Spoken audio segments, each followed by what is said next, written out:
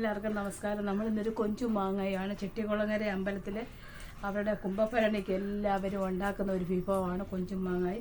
അത് നമുക്കൊന്ന് ഇന്ന് അതാണ് നമ്മൾ ഉണ്ടാക്കുന്നത്. അതിന് നമ്മൾ ആദ്യം തേങ്ങ ഇടുക.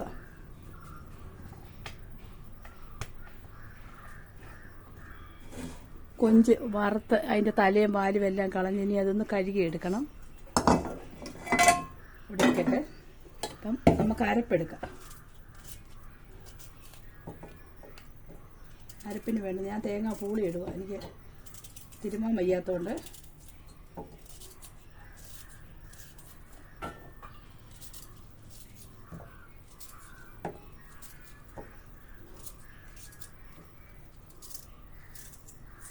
തേങ്ങാപ്പൂളി,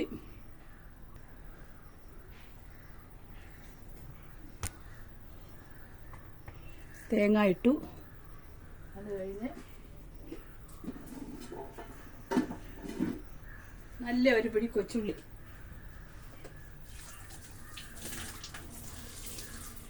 നല്ല ഒരു പിടി കൊച്ചുള്ളി ഇട്ടു. അത് കഴിഞ്ഞ് നമ്മൾ ശകലം ആവശ്യത്തിന് മഞ്ഞൾപ്പൊടി ഇട്ടു. പിന്നെ ഒരു കളറിന് ശകലം മുളക് പൊടി, എരിവും കളറും എല്ലാം വേണം. ഒരു സ്പൂൺ ഇട്ടാൽ നല്ലൊരു സ്പൂൺ. പിന്നെ കുറച്ച് മല്ലിപ്പൊടി, ഇത്രയും സാധനം കൂടി ഇട്ട് നമുക്ക്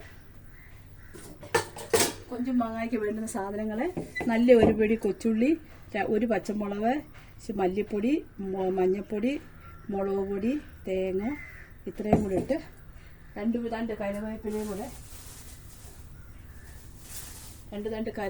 ഇട്ടിട്ട് ഒന്ന് അടിച്ചോണ്ട് വരട്ടെ. ഒന്ന് അടിക്കട്ടെ മിക്സിയിലിട്ട്. അത് അടിച്ചോണ്ട് വന്നു. ഇനി കൊഞ്ചൊന്ന് കഴുകട്ടെ. നല്ല വൃത്തിക്ക് കഴുകണം.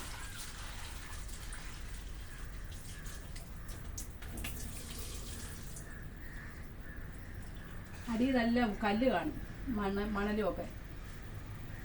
നല്ല വൃത്തിക്ക് കഴുകി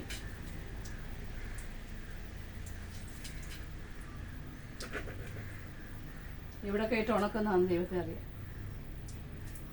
നല്ലപോലെ രണ്ട് വെള്ളത്തിൽ കഴുകി നല്ല വൃത്തിയാക്കി കല്ലും മണ്ണും എല്ലാം കളഞ്ഞ്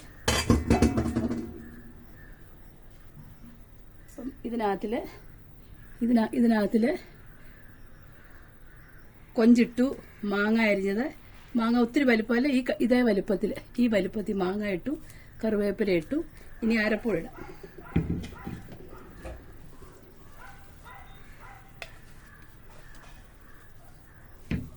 അരപ്പ് ഒത്തിരി അങ്ങ് അരയരുത്, ഒത്തിരി വെള്ളം ഒഴിക്കരുത്. ഒന്ന് ഞെരടി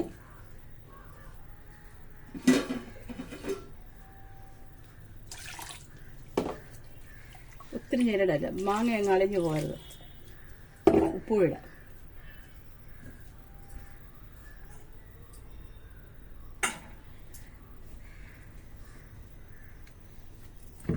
അപ്പം ഇതിനകത്തിൽ ഉണക്ക കൊഞ്ച് വറുത്ത് അതിൻ്റെ വാലും തലയും കളഞ്ഞ് കഴുകി അത്, പിന്നെ പച്ചമാങ്ങ നീളത്തിൽ അരിഞ്ഞത്, കറിവേപ്പില, ഇത്രയും സാധനം കൂടെ ഇത്.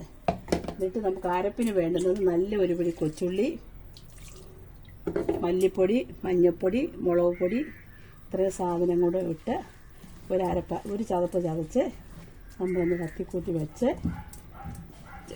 അത് ചെട്ടികുളങ്ങരയിലെ കുംഭഭരണിക്ക് അവർ ഉണ്ടാക്കുന്ന ഒരു വിഭവം. അതെല്ലാ വീടുകളിലും കുംഭഭരണിക്ക് ഉണ്ടാക്കും. അപ്പം അതുപോലെ നമുക്കൊന്ന് ഉണ്ടാക്കി നോക്കാം. അപ്പോൾ ഇനി അടപ്പയിലോട്ട് വെക്കാം. ആദ്യം ഒന്ന് തിളയ്ക്കുന്നവൻ വരെ നല്ല തീ വേണം. അത് കഴിഞ്ഞ് ചെറിയ തീയിൽ വെച്ച്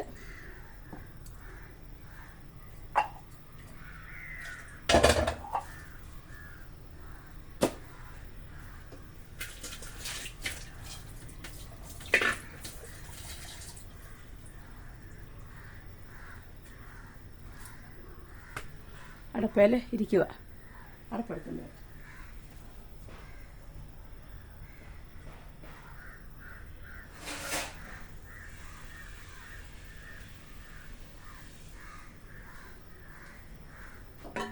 ഇത് അവിടെ ഇരുന്ന് വേവട്ടെ.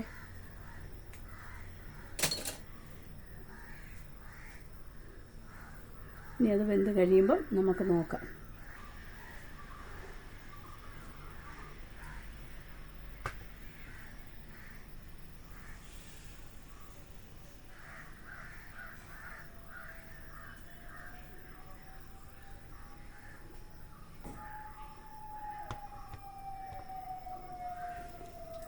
ഉണക്കക്കൊഞ്ച് ഇതുപോലെ തീയൽ വെക്കാനും നല്ലതാണ്. ഉണക്കക്കൊഞ്ച് ഇതുപോലെ വാലും തലയെല്ലാം ഒന്ന് ചൂടാക്കി വാലും തലയും കളഞ്ഞ് നല്ലപോലെ തേങ്ങായും എല്ലാം കൂടെ വറുത്തരച്ച്, വെള്ളം തൊടാതെ അരക്കണം, അരച്ച് നല്ല കൊഞ്ചും വറുത്തിട്ട് നല്ലപോലെ തീയൽ വെച്ച് കടുക് വറുത്ത് പച്ചവെളിച്ചെണ്ണ ശകലം പുളി, വാളംപുളി അതും പിഴിഞ്ഞ് ശകലം ഒഴിക്കുക, ഒഴിച്ച് നല്ല ടേസ്റ്റാണ്. ഇച്ചിരി ഉള്ളിയെല്ലാം കൂടെ വഴറ്റിയിടണം, കൊച്ചുള്ളി എല്ലാം കൂടെ വഴറ്റിയിട്ട് നല്ല ടേസ്റ്റാണ്. ഇച്ചിരി താമസം, ഇത് എളുപ്പമാണ്. ഇത്ര സാധനം ഇട്ട് കഴിയുമ്പോൾ നല്ലതാണ്. അപ്പോൾ എല്ലാ ഇതും ചമ്മന്തി പൊടിക്കാൻ നല്ലതാണ്. നല്ല തേങ്ങായും വറ്റൽമുളക് വറുത്ത് തേങ്ങായും ഇതുകൂടെ വറുത്ത് ചമ്മന്തി പൊടിക്കാൻ നല്ലതാണ്. പുളി വേണമെങ്കിൽ വെച്ചാൽ മതി, വേണ്ടെങ്കിൽ വെക്കണ്ട. നല്ല ടേസ്റ്റ് ആ ചമ്മന്തിക്കും എല്ലാത്തിനും. അപ്പോൾ എല്ലാവരും ഇത് ഉണ്ടാക്കി നോക്കണം. എല്ലാവരും ഇത് കുറച്ചുണ്ടാക്കിയാൽ മതി. ആദ്യം ഒന്ന് സാമ്പിൾ നോക്കുക, പിന്നെ വേണമെങ്കിൽ വെക്കാം. ഇത് നമ്മളെ ചെട്ടികുളങ്ങര അമ്മയുടെ ഒരു പ്രധാന വിഭവമായത്.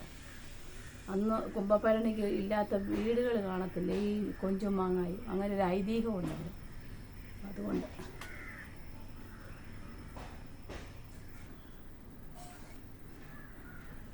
ചെറിയ തീയിൽ ഒരു 10 മിനിറ്റ് കൂടെ കഴിയുമ്പോൾ നമ്മുടെ കൊഞ്ചും മാങ്ങായും റെഡിയാവും.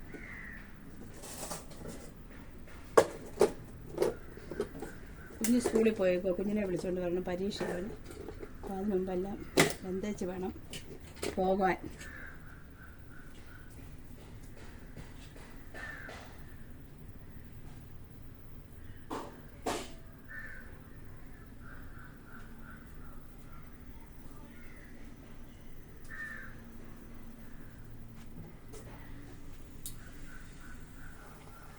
ഇപ്പോൾ ഓൾമോസ്റ്റ് അത് കൊഞ്ച് മാങ്ങായി റെഡി ആയിട്ടുണ്ട്. നമുക്ക് എല്ലാവരും ഉണ്ടാക്കി നോക്കണം, എളുപ്പമാണ്. ഒത്തിരി പുളിയുള്ള മാങ്ങയാണെങ്കിൽ കുറച്ച് ഇടാം. പിന്നെ ഇച്ചിരി വെളിച്ചെണ്ണയും കൂടെ ഒഴിക്കുക, പച്ച വെളിച്ചെണ്ണയും കൂടെ ഒഴിച്ച്